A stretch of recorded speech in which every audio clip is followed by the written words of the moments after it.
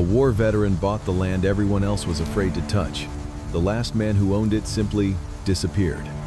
Jack thought he was buying silence. Instead, he uncovered a secret powerful enough to erase anyone who gets too close.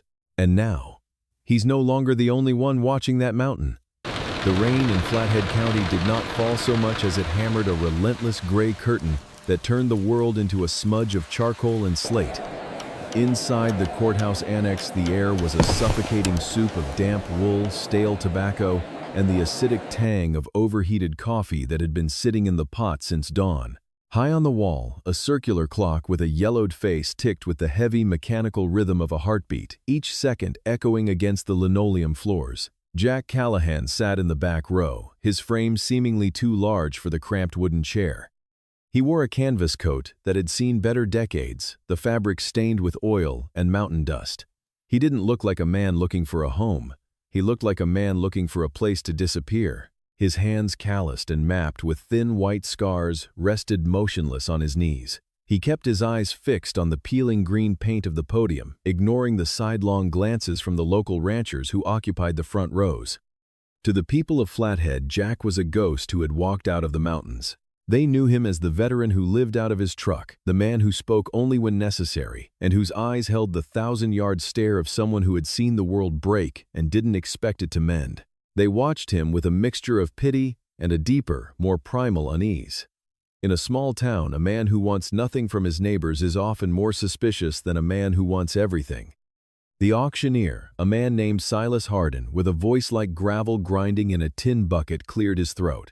He shuffled a stack of yellowing papers, his fingers trembling slightly as he reached the bottom of the pile. The room, which had been buzzing with the low murmur of men discussing cattle prices and timber yields, suddenly went cold. The silence wasn't the absence of noise. It was a physical weight that pressed down on the shoulders of everyone present.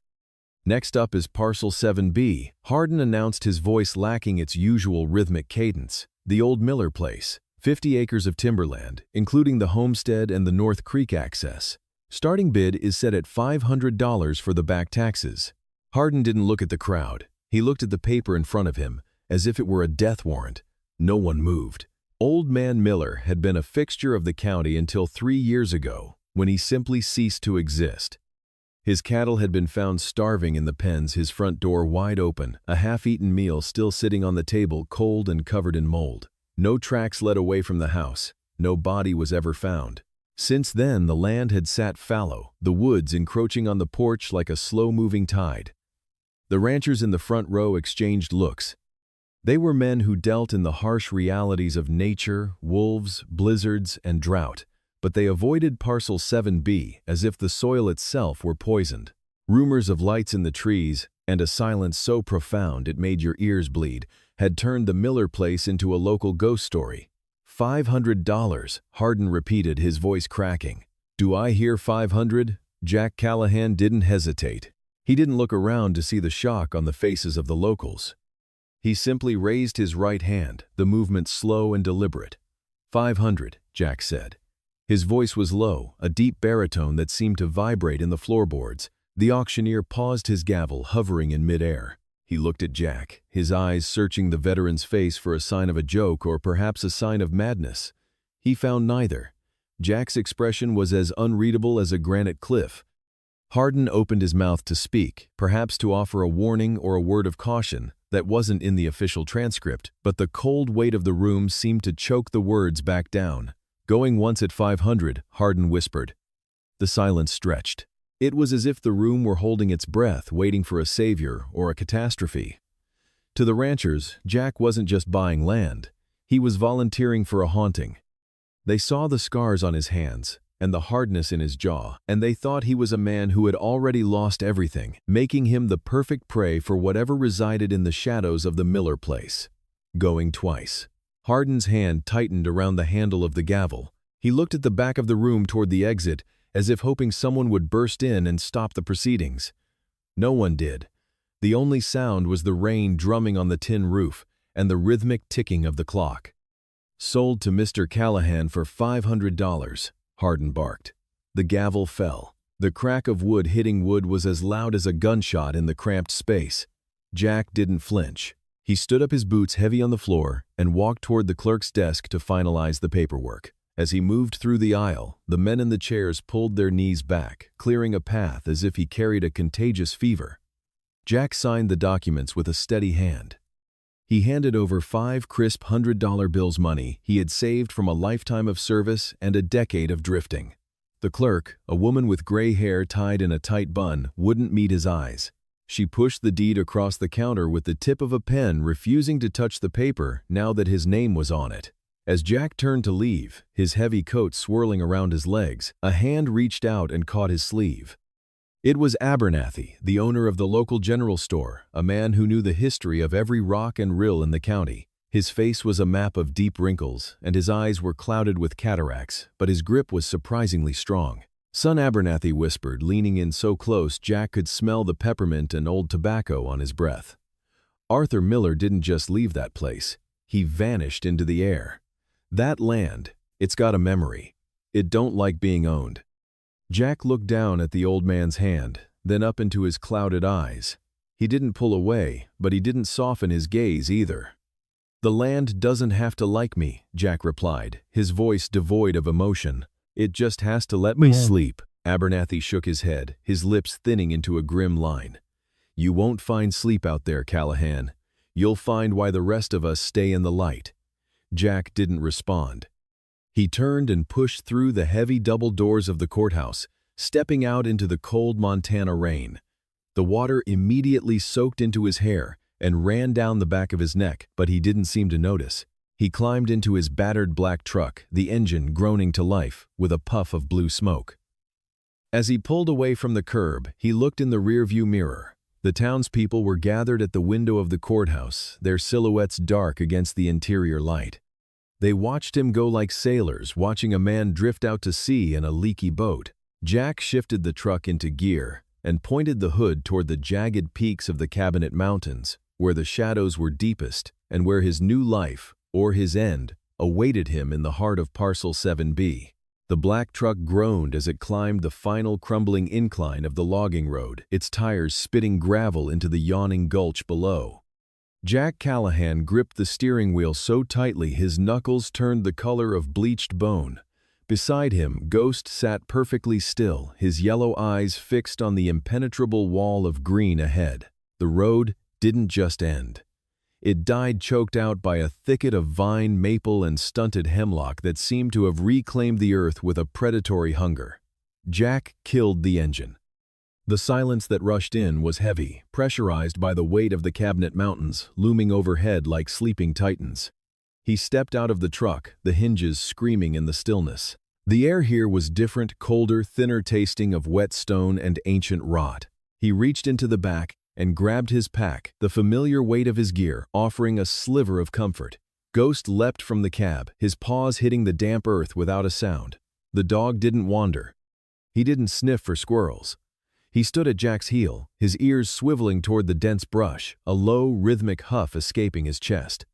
The trail to the cabin was a nightmare of convenient obstacles. Every few yards, a massive Douglas fir had fallen across the path, its bark slick with neon green moss. It felt less like the work of a storm and more like a deliberate attempt by the mountain to hide something. Jack hacked through the smaller branches with a machete, his breath coming in ragged plumes of white. The forest was too quiet. There were no birds, no rustle of small game, only the sound of his own heartbeat and the metallic click of Ghost's nails on the occasional exposed rock. As they rounded a jagged outcrop of granite, the cabin finally emerged from the gloom. It was a low-slung structure of hand-hewn logs, the wood weathered to the color of a bruised sky. It sat in a small clearing where the sunlight struggled to penetrate the canopy. The roof was sagging under a thick carpet of needles, and the windows were dark, reflecting nothing but the oppressive trees.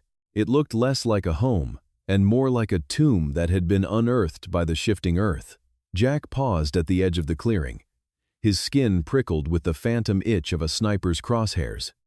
It was a sensation he had learned to trust in the valleys of the Hindu Kush, the feeling of being watched by the very terrain itself. He signaled Ghost to stay and approached the porch. The stairs groaned under his boots, a rhythmic protest that echoed too loudly in the stillness. The front door was slightly ajar, hanging on a single rusted hinge, inviting the cold inside. He pushed the door open. The interior of the cabin was a time capsule of a life interrupted. The air was thick with the smell of cold ash, old paper, and the faint musky scent of mice. Jack clicked on his tactical flashlight, the beam cutting through the gloom like a blade. Dust motes danced in the light, swirling around the relics of Arthur Miller's existence. It wasn't the chaos of a struggle that chilled Jack. It was the normalcy of it. On the heavy timber table sat a single ceramic mug, a ring of dried black residue at the bottom. Beside it lay a pair of reading glasses and a book, a thick volume on mountain flora spread open to page 142. The spine was cracked as if someone had just stepped away for a moment to stoke the fire. A heavy wool coat still hung on a peg by the door, its pockets bulging with what looked like a pair of work gloves and a tin of tobacco. Jack moved deeper into the room, his light sweeping over a small kitchenette. A cast-iron skillet sat on the stove, a layer of gray grease frozen in its center. There was no sign of a struggle, no blood, no broken furniture. It was as if Miller had simply been erased from the world mid-sentence. Jack reached out and touched the book. The paper felt brittle, cold. He thought of the townspeople's faces, their warnings about the land having a memory. He had seen men vanish in war, taken by explosions or the fog of combat, but this was different. This was a subtraction. Ghost, who usually explored every corner of a new environment with tactical precision, had not moved past the threshold. He stood in the center of the main room, his legs braced, his head lowered. The dog's behavior shifted from curiosity to a rigid, focused intensity. Jack felt a cold spike of adrenaline. He knew that stance. It wasn't the stance Ghost took when he smelled a predator or a stranger. It was the stance he took when he found a hot sight. The dog's fur began to rise in a jagged ridge along his spine.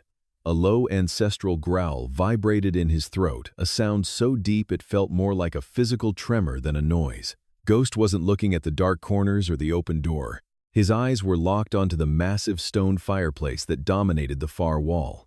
The hearth was built of heavy river stones, soot-stained and cold, topped by a mantel made from a single lightning-scarred cedar beam. Jack shifted his grip on his flashlight, his thumb hovering over the safety of the sidearm, holstered at his hip. "Ghost! What is it?" he whispered. The dog didn't blink. He took a single stiff-legged step toward the fireplace, his lip curling back to reveal white fangs. The growl intensified, turning into a snarl that ended in a sharp, frantic whine. Jack followed the dog's gaze. He scanned the stones, looking for a hidden door, a draft, or the movement of a snake. He saw nothing but cold rock. But then he remembered Kandahar. He remembered the mud-walled compounds where the Taliban hid their caches of IED components and Soviet-era rifles. Ghost had used that same specific high-pitched whine then. It wasn't a warning of a living threat. It was a mark. Ghost wasn't sensing a ghost. He wasn't reacting to the legend of Arthur Miller. He was sensing a void, a hollow space behind the solid rock where something had been stashed away from the light. The dog lunged forward his front paws, slamming against the heavy stones of the hearth, scratching frantically at the mortar. Jack knelt beside the dog, his heart hammering against his ribs. He ran his gloved hand over the stones, feeling for a loose edge. The air near the fireplace felt even colder, a localized pocket of frost that seemed to seep out from the cracks. As his fingers brushed against a large, flat stone near the base, he felt a slight give. It wasn't much, just a fraction of an inch, but it was enough. He realized then that the memory the townspeople spoke of wasn't a haunting. It was a secret. Arthur Miller hadn't just disappeared into thin air. He had been protecting something. Or perhaps he had been trying to bury it. Jack wedged the blade of his machete into the gap, the steel screeching against the stone, as Ghost continued to emit that low, terrified vibration that signaled they were standing on top of a grave. The first blizzard of the season arrived not with a whisper, but with a roar that shook the very foundations of the timber cabin. Outside, the sky had turned a bruised, suffocating purple, before vanishing entirely behind a curtain of horizontal white. The wind shrieked through the gaps in the eaves, a sound like 1,000 mourners wailing in the dark. Inside the fire Jack had built in the hearth was the only thing standing against the encroaching frost. The flames danced erratically, casting long, distorted shadows that climbed the log walls and stretched across the ceiling like grasping fingers. The smell of burning cedar filled the room sharp and resinous, but it couldn't mask the underlying scent of ancient dust and the cold metallic tang of the storm. Jack stood motionless, his silhouette flickering against the orange glow. His eyes were fixed on Ghost, who remained frozen in a predatory crouch before the hearth. The dog's ears were pinned back, and a low, rhythmic vibration rattled in his chest, a sound more felt than heard. Jack's mind was a battlefield.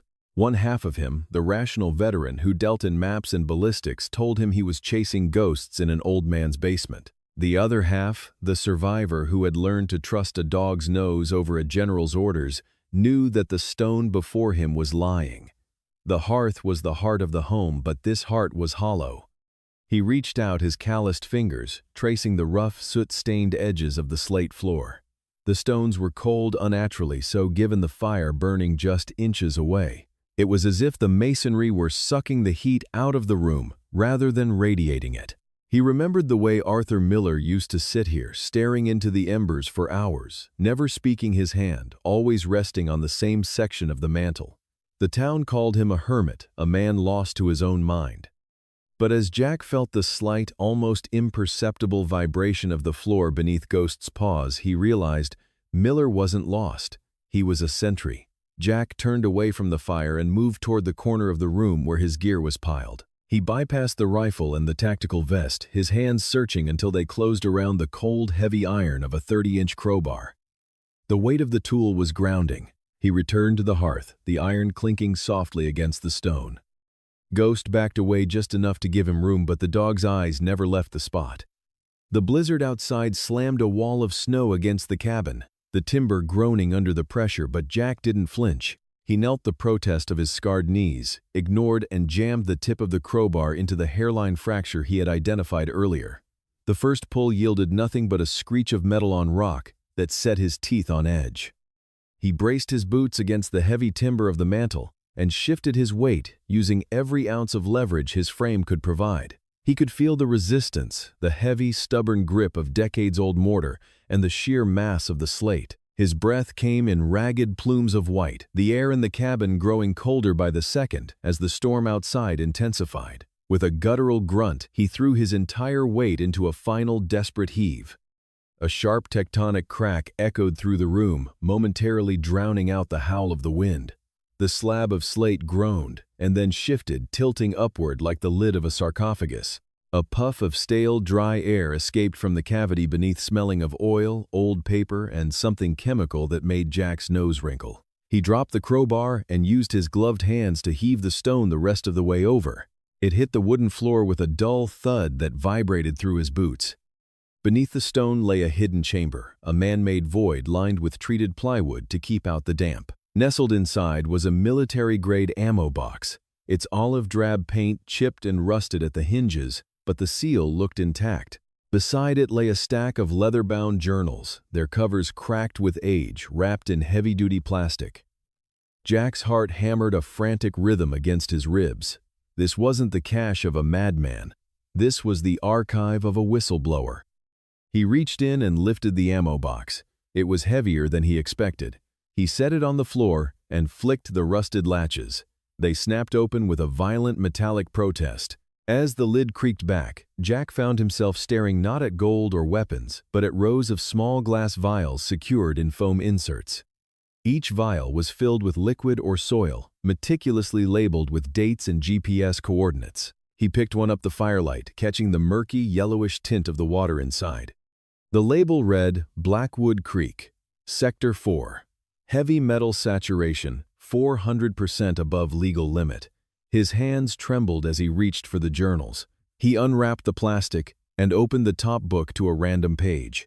The handwriting was cramped, frantic, but legible. It spoke of midnight convoys of tankers dumping chemical runoff into the headwaters of the valley, and of a corporate entity called Aegis Nexuses that had been systematically poisoning the ecosystem for 15 years. Miller hadn't been hiding from the world. He had been documenting its murder. The cold truth wasn't a ghost story. It was a death warrant for the entire valley, and now Jack was the one holding it. The wind outside reached a crescendo, a window pane in the kitchen shattering under the force of the gale. Snow began to swirl into the cabin, but Jack didn't move. He looked at the vials, then at the journals, and finally at Ghost, who had finally stopped growling. The dog sat silently, watching his master.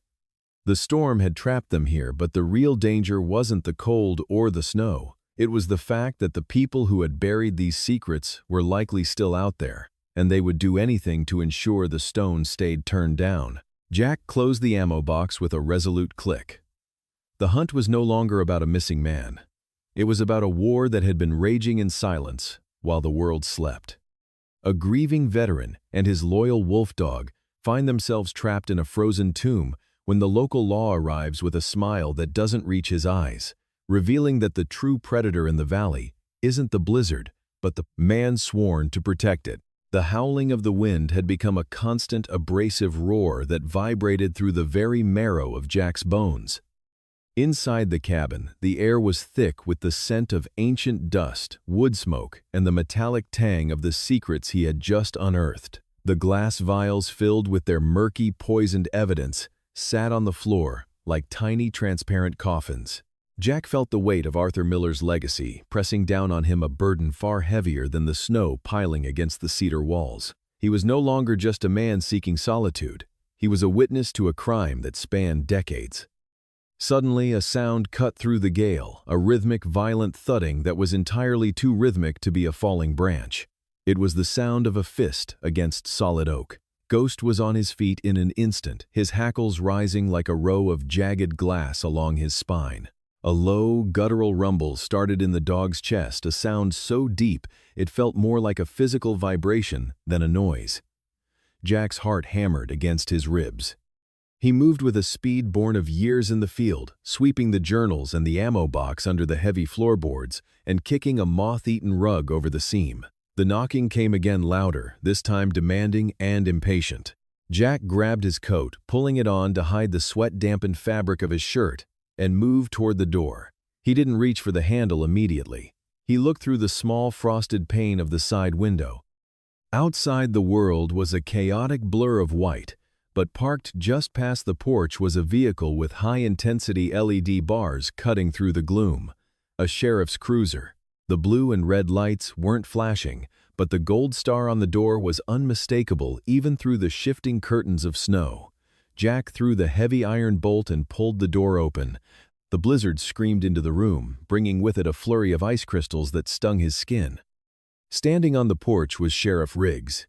He was a mountain of a man, wrapped in a heavy tan tactical parka with a fur-lined hood. His face was weathered, mapped with deep lines of a life lived in the cold, and his eyes were as gray and unyielding as a winter sky. He didn't wait for an invitation.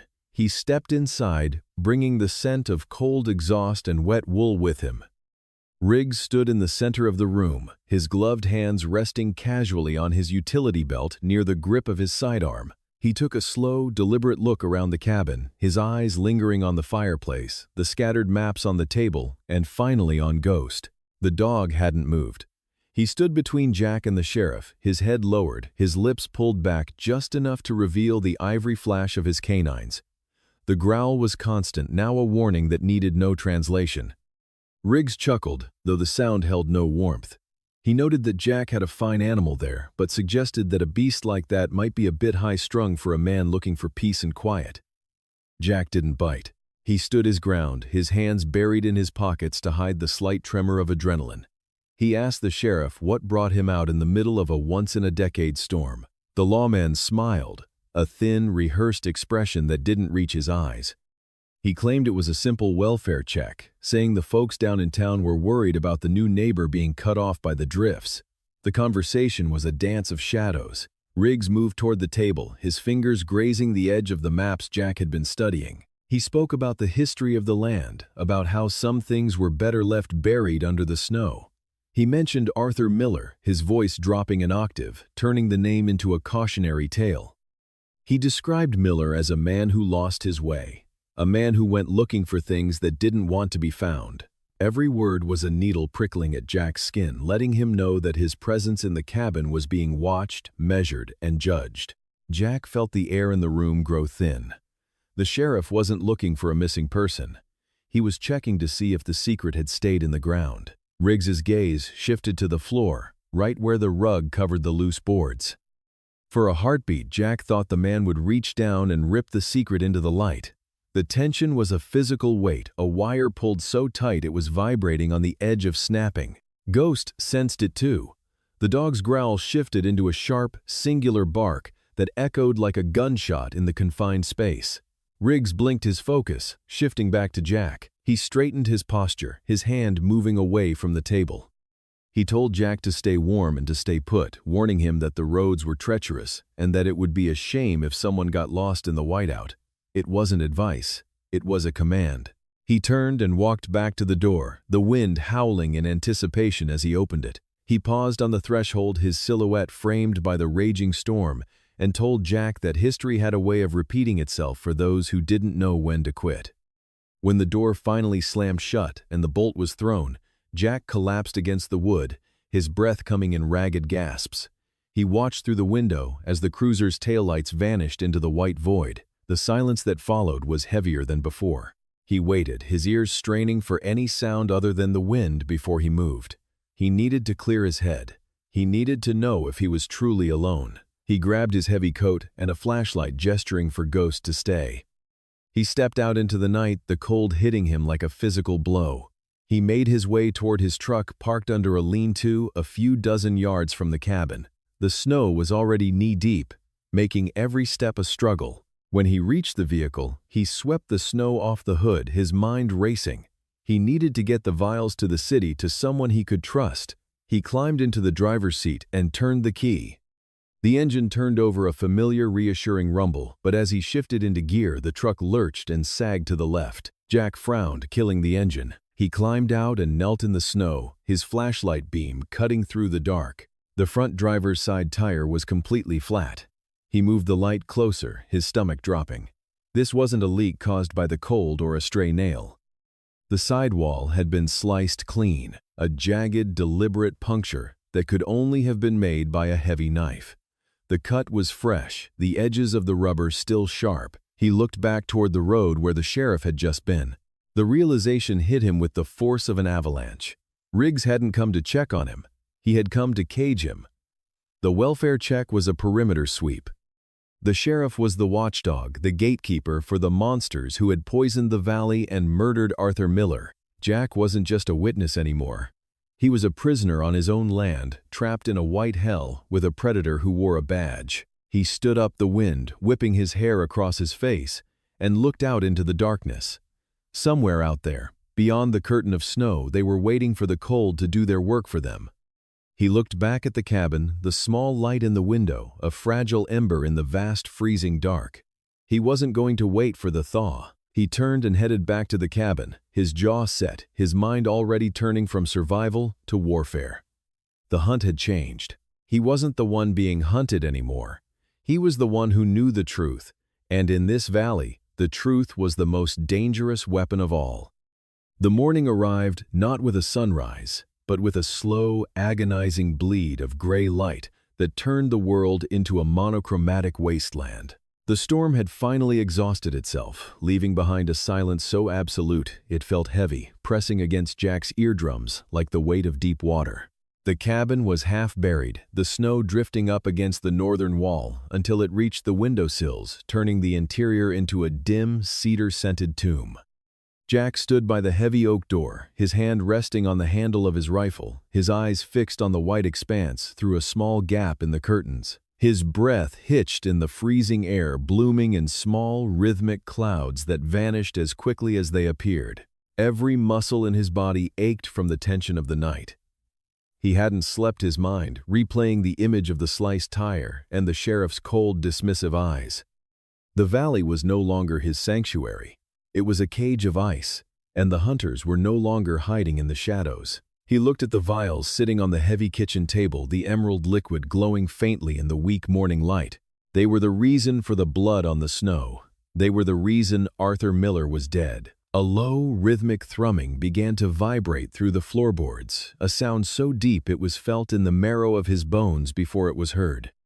It wasn't the erratic rattle of a local's beat-up truck, or the familiar hum of the sheriff's cruiser. This was the sound of precision engineering, a powerful engine cutting through the frozen silence with predatory intent. Jack moved to the window, his heart hammering against his ribs. Emerging from the veil of mist at the edge of the tree line, a massive obsidian black pickup truck appeared. It was a beast of a machine outfitted with heavy-duty snow tracks instead of wheels and a row of high-intensity LED bars that cut through the morning gloom like surgical lasers. It didn't struggle with the drifts. It crushed them, the snow yielding to its weight with a sickening crunch. The GeoCorp logo was emblazoned on the door in a muted matte silver, a stylized globe being gripped by a metallic hand. The vehicle came to a halt, 20 yards from the cabin, its exhaust venting thick plumes of white steam into the air. For a long minute, nothing happened. The engine continued to idle, a low growl that seemed to warn the forest to stay back. Then the driver's side door opened. A man stepped out, moving with a fluid grace that was entirely out of place in the rugged wilderness. He didn't stumble in the knee-deep snow. He stepped onto it with boots that looked as though they cost more than Jack's entire truck. He wore a custom-tailored charcoal gray parka with a fur-lined hood, but he kept the hood down indifferent to the biting wind. This was Silas Blackwood, the CEO of GeoCorp, a man whose face was more common on the covers of financial magazines than in the backwoods of Montana. Silas didn't look like a villain from a storybook. He was handsome in a sterile, manufactured way with hair perfectly swept back and skin that looked like it had never been touched by a day of hard labor. But it was his eyes that stopped Jack's breath. They were the color of industrial slate, cold and devoid of any human warmth, reflecting the white landscape with a terrifying blankness. He began to walk toward the cabin, his hands casually tucked into his pockets, as if he were strolling through a corporate lobby rather than a potential crime scene. Jack stepped out onto the porch before Silas could reach the stairs, his rifle held across his chest in a low ready position. The cold hit him like a physical blow, but he didn't flinch. He watched as Silas stopped at the base of the steps, a thin, rehearsed smile spreading across his face. "Good morning, Jack," Silas said, his voice smooth and resonant, carrying easily through the thin mountain air. "I apologize for the early intrusion. The storm made travel difficult, but I felt it was important we spoke in person." Jack didn't lower the rifle. "You're trespassing, Blackwood. The sheriff already did his rounds. I don't remember inviting the board of directors to my porch." Silas chuckled, a dry sound that had no humor in it. "Please, let's not be uncivilized. I'm here as a neighbor and perhaps a benefactor. I heard about the unfortunate events surrounding Arthur Miller. A tragedy, truly. The man was a relic of a different era, unable to see the potential beneath his own feet." He took a step closer, his eyes scanning the cabin, lingering for a fraction of a second on the window where the vials were hidden. "I've been looking at the surveys, Jack. This land, your land. It's beautiful. But it's also a liability. The soil is poor, the winters are harsh, and as you've seen, it can be quite dangerous for a man living alone." "What do you want?" Silas, Jack asked, his voice rasping. Silas reached into his inner pocket and pulled out a leather-bound checkbook. He didn't use a pen. He pulled out a gold-plated fountain pen with a flourish. "I want to offer you an exit strategy, a way out of this cold, lonely life. I'm prepared to offer you $50,000 for the deed to this property. Right now. That's nearly 100 times what this dirt is worth on the open market." Jack stared at the checkbook, then back at Silas. "50,000 for a pile of rocks and some dead trees. You must really like the view. Or maybe you're worried about what's buried under those rocks." Silas's smile didn't falter, but the air around him seemed to grow even colder. "I'm a man of progress, Jack. GeoCorp is looking to expand its conservation efforts. We want to preserve this valley. But we can't do that with independent holdouts cluttering the landscape. Take the money. Buy a house in the city. Find a woman. Live a life where you don't have to worry about freezing to death in your sleep." Jack shifted his grip on the rifle, the wood of the stock cold against his palms. "Arthur wouldn't sell. He knew what you were doing. He knew about the runoff, the chemicals, the way you're poisoning the water table to get to whatever is down there. You killed him because he wouldn't take your blood money." The mask slipped then. It wasn't a sudden change, but a slow melting away of the corporate persona. The smile vanished, leaving behind a face that was as hard and jagged as the mountain peaks. Silas's eyes narrowed the slate gray, turning to a dark, predatory flint. "You're a sentimental fool, Jack," Silas said, his voice dropping an octave, losing its melodic quality. "You're clinging to a corpse and a patch of frozen mud." Arthur Miller was an obstacle to a multi-billion-dollar infrastructure project. He was a bug on a windshield. "Do you really want to be the next one to be wiped away? I'm not selling," Jack said, his voice steady. "Not for 50,000. Not for 5 million. I know what's in those vials, Silas. I know what you're hiding, and as long as I'm standing on this land, you're never going to touch it." Silas looked at Jack for a long, silent moment. He didn't look angry. He looked disappointed, the way a scientist might look at a failed experiment.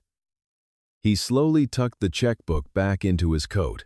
"A foolish investment," he whispered, more to himself than to Jack. "You had a chance to walk away a rich man. Now you're just a man standing in a graveyard waiting for his turn. You'll regret this, Jack. The cold isn't the only thing that kills in these mountains."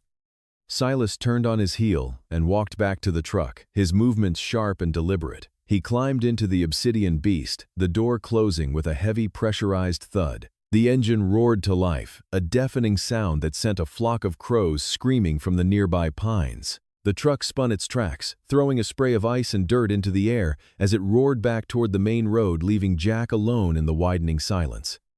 Inside the truck, the heater was blasting, but Silas Blackwood felt no warmth. He reached into the center console and pulled out a sleek, ruggedized satellite phone. He punched in a single-digit speed dial. The line clicked open immediately. "Yes, sir," a gravelly voice answered. "The asset is uncooperative," Silas said, his voice devoid of emotion as he watched the cabin disappear in his rearview mirror. "He has the samples. He knows too much." There was a pause on the other end. "Understood." "How do you want to proceed?" "Clean up the mess," Silas replied, his eyes fixed on the white road ahead. "I want the land cleared by sunset.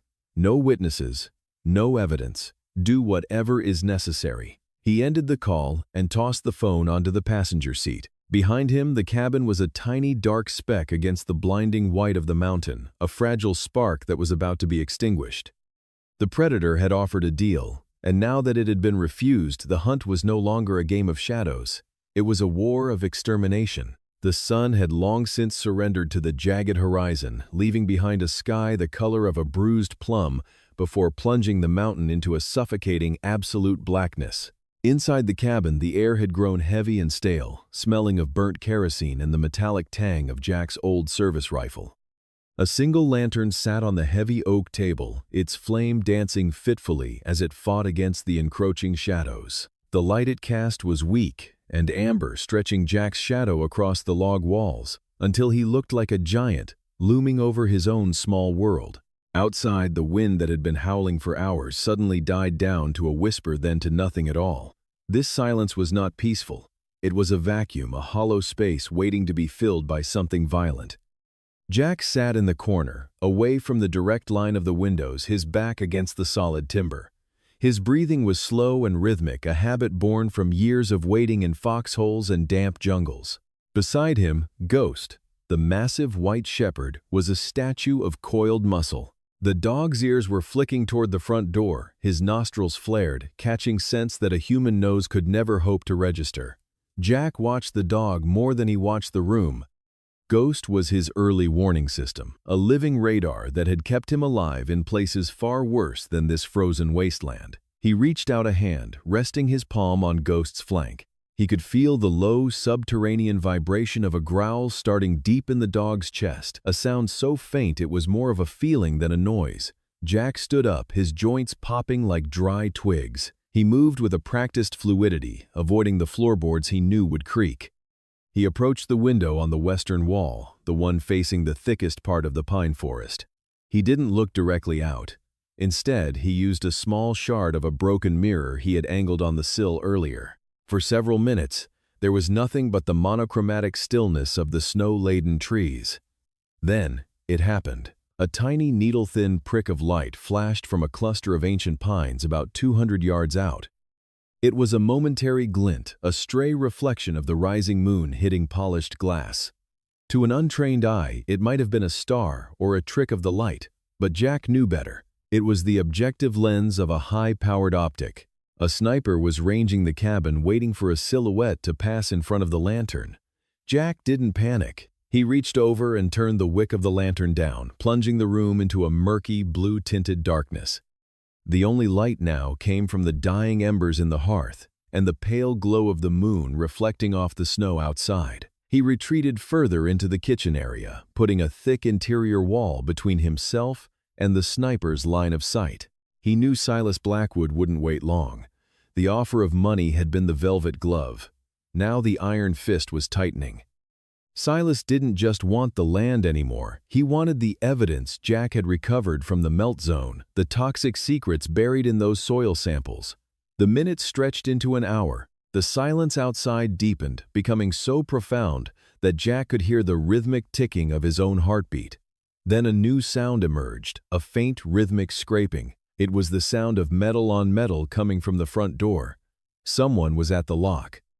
They weren't kicking the door down. They were trying to slide in like ghosts. Jack felt a cold surge of adrenaline. He looked at Ghost. The dog's hackles were standing straight up, his lips peeled back to reveal ivory fangs, but he remained silent, waiting for the command.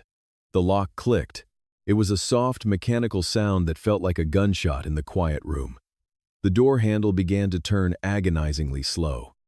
The heavy oak door groaned as it was pushed open just a few inches, allowing a sliver of the freezing night air to cut through the warmth of the cabin. A dark shape began to bleed into the room, a man dressed in tactical winter gear, his face obscured by a charcoal gray balaclava. He moved with the calculated precision of a professional, a suppressed submachine gun held low and ready. Jack didn't wait for him to clear the threshold. He gave a sharp two-tone whistle. Ghost launched himself like a white blur. The dog didn't bark. He was a silent 100-pound projectile of fur and fury. He hit the intruder mid-stride, his jaws locking onto the man's forearm before he could raise his weapon. The intruder let out a muffled cry of agony as he was slammed back against the doorframe. The submachine gun clattered to the floor, spinning across the hardwood. Jack stepped out from the shadows of the kitchen, his rifle tucked firmly into his shoulder. He didn't aim for the man. He aimed for the heavy timber of the doorframe, just inches above the intruder's head. He squeezed the trigger. The roar of the .30-06 rifle was deafening in the confined space, a thunderclap that shattered the silence and sent a shower of splinters raining down on the struggling man. The muzzle flash was a blinding strobe light, illuminating the intruder's wide, terrified eyes through the slits of his mask. "The next one is between your eyes." Jack roared, his voice booming with a command that brooked no argument. Ghost, sensing the shift in the encounter, released the man's arm but remained crouched, a coiled spring ready to tear out a throat if the man so much as breathed wrong. The intruder, clutching his mangled arm, scrambled backward, tripping over the threshold and falling into the snow. He didn't look back. He scrambled to his feet, his boots slipping on the ice, and vanished into the darkness of the trees, leaving a trail of dark blood on the pristine white snow. Jack didn't pursue. He knew the sniper was still out there, hidden in the pines, watching the cabin through a thermal lens. He kicked the door shut and slammed the heavy iron bolt into place. He was breathing hard, the smell of cordite stinging his nostrils. He looked down at Ghost, who was licking a small cut on his snout, his tail giving a single sharp wag. "Good boy, Jack," whispered his voice raspy. He walked over to the table and picked up the small, lead-lined container holding the soil samples. They felt heavier than they were. These few ounces of dirt were the reason men were trying to kill him in the middle of the night. Silas wouldn't stop with one intruder. The next time they wouldn't try to pick the lock, they would burn the cabin down with him inside, or wait for him to starve. He looked out the small, reinforced window. The clouds were gathering again, thick and heavy, obscuring the moon. Another storm was coming, a big one. He realized then that he couldn't win a siege of attrition. He was one man and a dog against a multi-billion-dollar corporation with a private army. If he stayed here, he was just waiting to die in a very expensive grave. He needed to get the evidence out of the valley, down to the city where the press and the federal authorities could see it. He had to move before the storm hit, and turned the mountain passes into impassable walls of white. The hunt had escalated, and the only way to survive was to stop being the prey. The neon glow of a flickering motel sign bled across the rain-slicked asphalt of Kalispell, casting long, distorted shadows that seemed to reach for Jack as he moved. The transition from the silent, suffocating grip of the mountains to the artificial hum of the city was jarring. To anyone else, this was a quiet Montana night, but to Jack, every idling engine was a potential threat, and every shadowed doorway held the promise of a barrel. He kept his head down, the brim of his hat low, his eyes constantly scanning the reflection of storefront windows to see who was behind him. He didn't just walk. He drifted a phantom, navigating a world of light and noise that no longer felt like home. He parked his battered truck 3 blocks away from his destination, choosing a spot between 2 larger vehicles that obscured his plates. Ghost remained in the cab, his golden eyes watching Jack with a silent, heavy intelligence. The dog didn't whine or bark. He simply waited a sentinel in the dark. Jack patted the dashboard, once a silent promise to return, and stepped out into the biting wind. The scent of ozone and wet pavement filled his lungs, a sharp contrast to the pine and cold earth of the high country. Jack reached a nondescript storage facility on the outskirts of the downtown district. He had maintained this unit under a dead man's name for 5 years, paying in cash through a series of untraceable money orders. It was his fail-safe, the place where he kept the things he couldn't afford to lose but couldn't dare to keep near him. The heavy metal door groaned as he lifted it just enough to slip inside, the scent of stale air and old paper greeting him like a funeral shroud. Inside, the space was cramped, filled with crates of equipment and a single sturdy metal desk. He began the process with the mechanical precision of a soldier clearing a jammed rifle. From a hidden compartment in the flooring, he pulled out a heavy, lead-lined briefcase. Inside were the physical records of 15 years of corporate greed, environmental devastation, and the slow-motion murder of a landscape. There were handwritten logs from whistleblowers who had long since disappeared, grainy photographs of illegal chemical dumps, and the original soil reports that Silas had spent a decade trying to erase. Jack sat at the desk, the glow of a ruggedized laptop the only light in the room.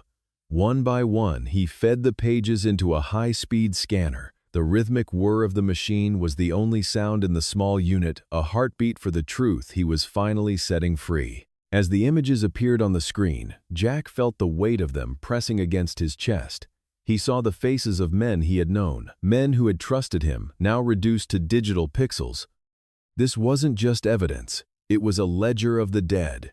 He felt a cold, simmering rage beneath his skin, the kind that didn't burn out, but hardened into something sharp and lethal. The upload process was slow. He was using a series of encrypted relays to bounce the signal across 3 different continents before it would reach its final destination.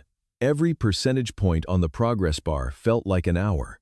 He checked his watch, 0215. Time was slipping away. Outside, the wind rattled the metal door, a sound like someone trying to find a way in. Jack's hand instinctively drifted to the grip of the pistol holstered at his hip. He stayed frozen, listening, his breath shallow, until the sound faded into the general cacophony of the storm. Finally, the screen flashed a single word: complete.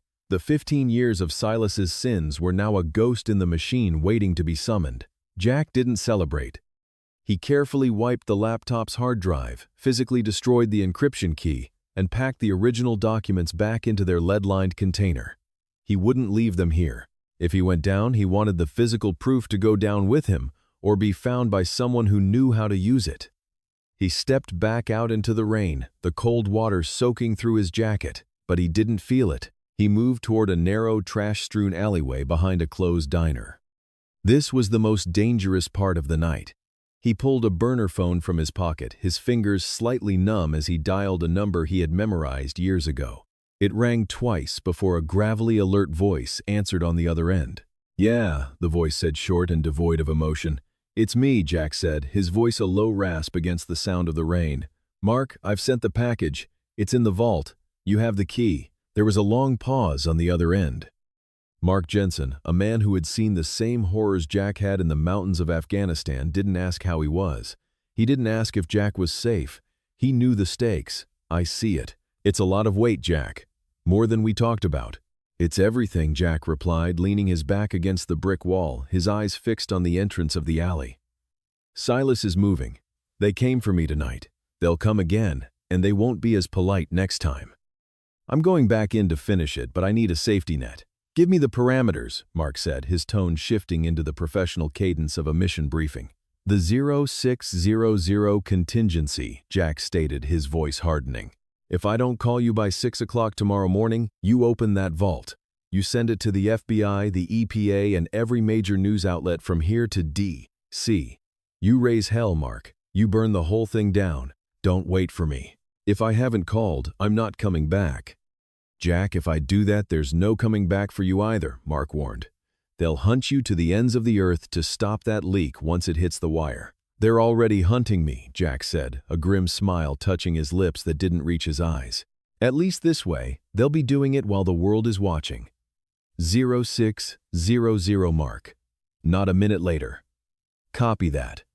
0600. Good luck, brother. The line went dead. Jack stared at the small plastic phone for a second before dropping it into a puddle and crushing it beneath the heel of his boot. The bridge was burned. There was no more hiding, no more waiting for the perfect moment. He had set a clock on his own life, and the seconds were already ticking away. He walked back to his truck, his gait more purposeful now. The hesitation that had plagued him for years was gone, replaced by the singular focus of a man who had accepted his fate. He climbed into the driver's seat, and Ghost immediately pressed his cold nose against Jack's hand. Jack rubbed the dog's ears, drawing strength from the animal's unwavering presence. We're going back, Ghost Jack whispered. Back to the woods. He started the engine, the low rumble of the V8, a growl of defiance in the quiet city. He drove out of Kalispell, leaving the neon lights and the false security of civilization behind. As he hit the highway, the mountains rose up before him like jagged teeth against the dark sky.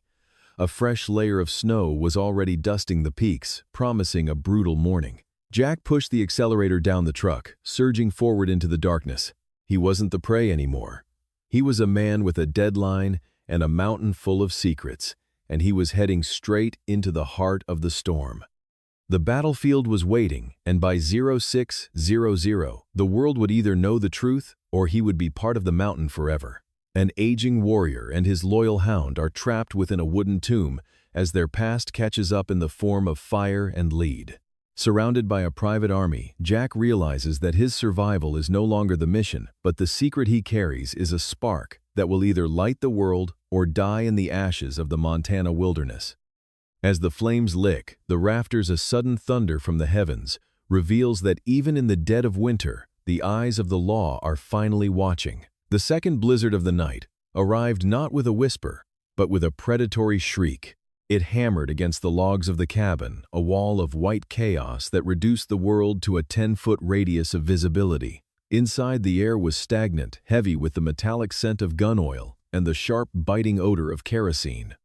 Jack stood in the center of the main room, his breathing shallow and rhythmic. He could hear the cabin groaning, the ancient timber protesting against the gale-force winds that threatened to rip the roof from its foundations. Beside him, Ghost was a silent shadow, his hackles raised and a low, guttural vibration emanating from his chest.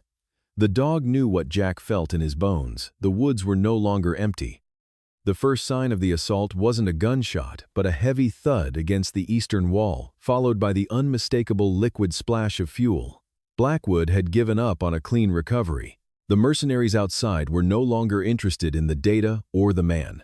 They were here to sanitize the mountain. Jack watched as a dark stain spread across the floorboards from beneath the door, the pungent smell of lantern oil filling his lungs until it made his eyes water.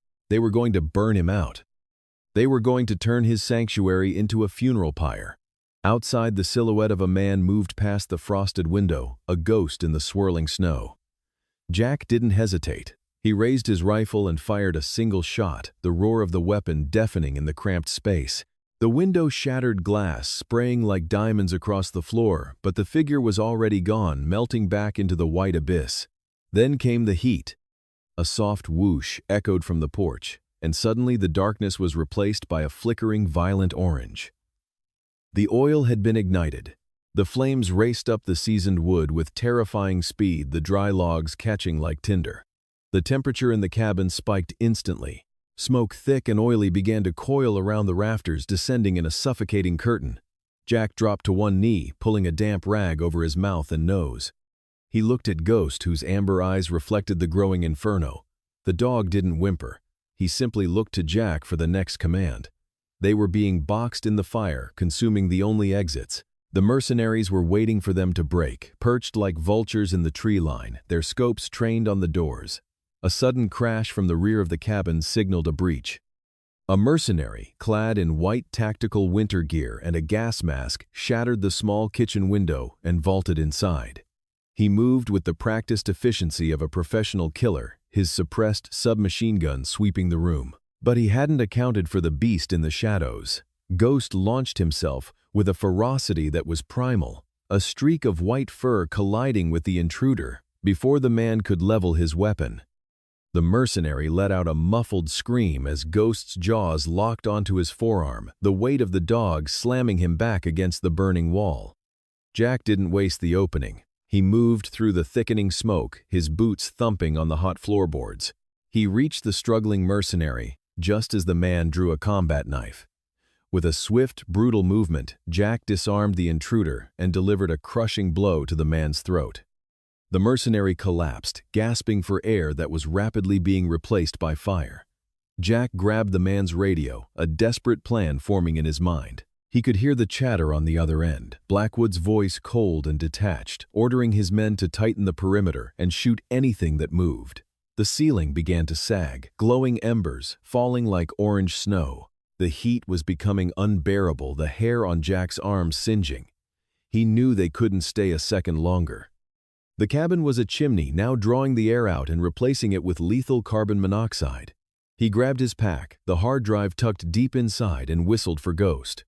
The dog abandoned the fallen mercenary and sprinted to Jack's side, his fur soot-stained, but his spirit unbroken. Jack stood before the front door, the wood already warped and blackened by the fire outside. He took a deep breath of the scorched air, feeling the burn in his throat. He looked at the door, then at the wall of white death waiting beyond it. There was no tactical retreat, no clever flanking maneuver left. There was only the charge. He gripped his shotgun in one hand and Ghost's collar in the other. With a roar of defiance that drowned out the crackling of the timber, Jack kicked the front door. It flew off its hinges, tumbling into the snow in a shower of sparks. He stepped out into the night, a silhouette of fire emerging from the heart of the mountain. The cold hit him like a physical blow, the sub-zero wind trying to freeze the sweat on his skin. He saw them, then the execution squad. 6 men fanned out in a semicircle, their muzzles flashing as they opened fire. Jack dived behind a stack of cordwood, the bullets splintering the logs above his head. Ghost hunkered down beside him, baring his teeth at the unseen enemies in the dark. The mercenaries were closing in, their movements methodical. They didn't need to hurry. The fire was at Jack's back, and the blizzard was in his face. From the shadows of a large pine tree, a figure emerged. It was Blackwood, his face illuminated by the flickering light of the burning cabin. He looked not like a man, but a demon of the frost, his eyes devoid of any humanity. Blackwood raised his customized Sig Sauer pistol, his arm steady despite the howling wind. He didn't say a word. There was no need for a villainous monologue or a final taunt. This was a professional hit, a cleanup operation that had taken far too long. Jack reached for his own sidearm, but his fingers were numb, the cold, leaching the strength from his joints. He watched the barrel of Blackwood's gun level with his chest. He saw the man's finger begin to squeeze the trigger. In that heartbeat of impending death, the world changed. A new sound tore through the roar of the wind and the crackle of the flames. It was a rhythmic, heavy thumping, the sound of massive blades churning the freezing air. A blinding white light suddenly descended from the heavens, a searchlight so powerful it turned the night into a bleached-out noon. The snow beneath the light erupted into a whirlwind, blinding the mercenaries and forcing Blackwood to shield his eyes. The sky above the burning cabin was no longer empty. 2 Black Hawk helicopters bearing the insignias of the Federal Bureau of Investigation and the Department of Justice hovered like prehistoric birds of prey. The roar of their engines was a divine intervention, shattering the silence of the wilderness. Over a loudspeaker, a voice boomed, amplified and authoritative, cutting through the chaos. "Federal agents, drop your weapons and kneel. This area is under federal jurisdiction." The mercenaries froze, caught between the fire and the sudden arrival of the law. Blackwood looked up at the helicopters, his face a mask of concentrated fury. He had been so close. He looked back at Jack, his pistol still raised, a split-second decision flashing in his eyes. He could still end it. He could still kill the witness before the agents descended. Jack stared back, his hand finally finding the grip of his pistol. He didn't look at the helicopters. He looked only at the man who had tried to erase his life. The fire of the cabin reflected in Jack's eyes, a mirror of the rage that had fueled him for years. The helicopters began their descent, the rappelling ropes dropping like vines from the sky, as tactical teams prepared to breach the clearing.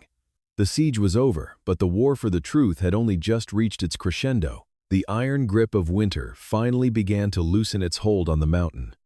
What had once been a landscape of blinding white and lethal cold was now a tapestry of transition. The snow did not leave all at once. It retreated in patches, weeping into the earth, and turning the forest floor into a mosaic of dark mud and resilient pine needles. The air, which for months had been a blade against the skin, now carried the faint sweet scent of damp soil and the first hints of waking pine. In the center of the clearing, the remains of the cabin stood as a jagged black skeleton against the pale blue of the spring sky. The fire had taken almost everything. The timber walls were gone, reduced to heaps of sodden charcoal and ash that the melting snow now washed away. Yet rising from the ruins like a defiant monument, the great stone chimney remained. It was a pillar of river rock and mortar, soot-stained but unbroken, a silent witness to the violence that had unfolded beneath its shadow. Jack stood near the edge of the clearing, his boots sinking slightly into the soft ground. He was thinner than he had been when he first arrived, his face more angular, the lines around his eyes etched deeper by months of hypervigilance and trauma. He wore a heavy canvas work jacket, the sleeves stained with the soot of his own history. He didn't move much. He simply watched. The silence of the mountain was now broken, not by the whistle of the wind, but by the low rumble of heavy engines and the crisp, professional shouts of men in uniform. A line of black SUVs and federal transport vans snaked up the narrow, muddy trail that Jack had once cleared by hand. The authority of the world beyond the woods had finally arrived to collect the refuse of its own corruption. The processing was methodical. Federal agents in windbreakers with bold yellow lettering moved through the debris, marking evidence with small neon flags. They moved around the chimney as if it were a sacred site, their boots crunching on the fragments of glass and burnt metal. Near the perimeter, a group of men stood in a line, their hands bound behind their backs by heavy plastic zip ties. Senator Coleman looked nothing like the polished statesman who graced television screens and gala ballrooms. His expensive wool overcoat was torn and smeared with dirt, his silver hair was matted, and his face was a mask of pale, hollow shock. He stared at the ground, unable or unwilling to look at the ruins of the empire he had tried to protect with blood. Beside him, Sheriff Riggs looked even smaller, his bravado having evaporated the moment the federal helicopters had crested the ridge. He was trembling, a man who had spent his life as a king of a small hill, only to realize the mountain was much bigger than he could ever command. Then there was Silas Blackwood. Even in defeat, the man remained a predator. He stood apart from the others, his back straight, his eyes fixed on Jack, with a cold, unwavering intensity. There was no regret in Blackwood's gaze, only the lingering embers of a professional grudge. He didn't look at the agents or the ruins. He looked at the man who had survived him. A federal agent placed a hand on Blackwood's shoulder to lead him toward a transport van, and for a split second, the mercenary's eyes flared with a lethal hunger. But the moment passed. He was a ghost of the old world being dragged into the light of the new one. Jack felt a strange ripple of emptiness as he watched them. For so long these men had been the monsters in his periphery, the architects of his nightmare. Now they were just tired, broken men being ushered into the back of cold steel vans. Mark Jensen walked across the clearing, his footsteps heavy in the mud. The journalist looked exhausted, his camera bag slung over a shoulder that seemed to sag under the weight of the story he had finally finished. He stopped beside Jack, both of them staring at the stone chimney. Mark pulled a pack of cigarettes from his pocket, hesitated, and then put them away without lighting one. He looked at Jack, his eyes searching the younger man's face for some sign of the person he used to be. Mark spoke softly, his voice barely rising above the sound of the wind through the budding trees. He told Jack that the evidence found in the hidden basement, the ledgers, the recordings, the hard drives, was enough to dismantle the entire network. He called Jack a hero. He said that the world would finally know the truth about what had happened to his family and why he had been forced into the shadows. Jack didn't respond immediately. The word hero felt heavy and ill-fitting, like a coat that was 3 sizes too large. He didn't feel like a hero. He felt like a survivor who had simply run out of places to hide. He looked at his hands, the skin scarred and calloused. He thought about the fire, the way the heat had felt like a cleansing force, stripping away the layers of his old life until only the core remained. He looked at Mark and told him that the truth didn't change the past, but it might make the future a little quieter. Mark nodded, understanding the silence that followed. He asked Jack what his next move was. The federal government was offering him a new identity, a relocation package, a chance to disappear into a suburban life where no one knew his name or his ghosts. Mark assumed Jack would want to leave this place of trauma as fast as the thawing roads would allow. Jack turned his head toward the perimeter of the clearing. There, sitting atop a moss-covered rock, was Ghost. The wolfdog was larger, now his coat thick and healthy, his amber eyes scanning the tree line with the practiced vigilance of a sentry. Ghost didn't look at the agents or the vehicles. He looked at the woods. He was the spirit of the mountain, a creature that had survived the same fire and the same hunters. Ghost turned his head and locked eyes with Jack, a silent communication passing between them that required no words. The animal wasn't waiting to leave. He was patrolling his territory. He was home. Jack looked back at the stone chimney. He reached out and touched the rough, soot-stained rock. It was cold, but it was solid. It was the foundation. He told Mark that he wasn't going anywhere. The journalist looked surprised, pointing out that there was nothing left but ash and bad memories. But Jack shook his head. He explained that for the first time in his life, he wasn't running. He had spent years being a man defined by what he was fleeing from. Here, on this patch of scarred earth, he had fought for his life and won. He had cleared the land, he had felt the pulse of the seasons, and he had found a companion who didn't care about his past. He didn't just buy a piece of property. He had earned a home. The trauma was the soil, but he was the seed. As the sun began to dip toward the jagged peaks of the horizon, casting long golden shadows across the clearing, the last of the federal vehicles began to pull away.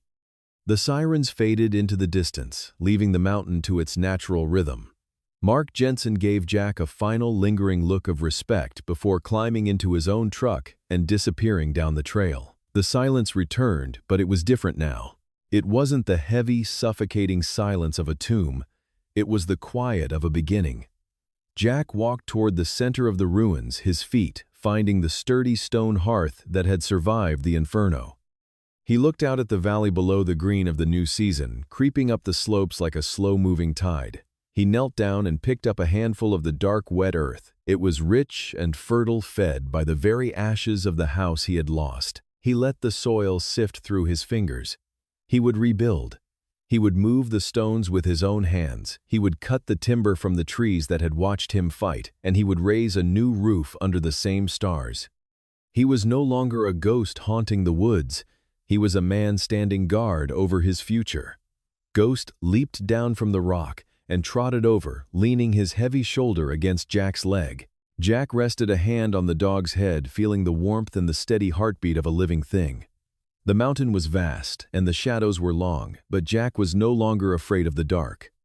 He watched the first stars blink into existence above the peak, a man who had finally found the place where he was meant to stand.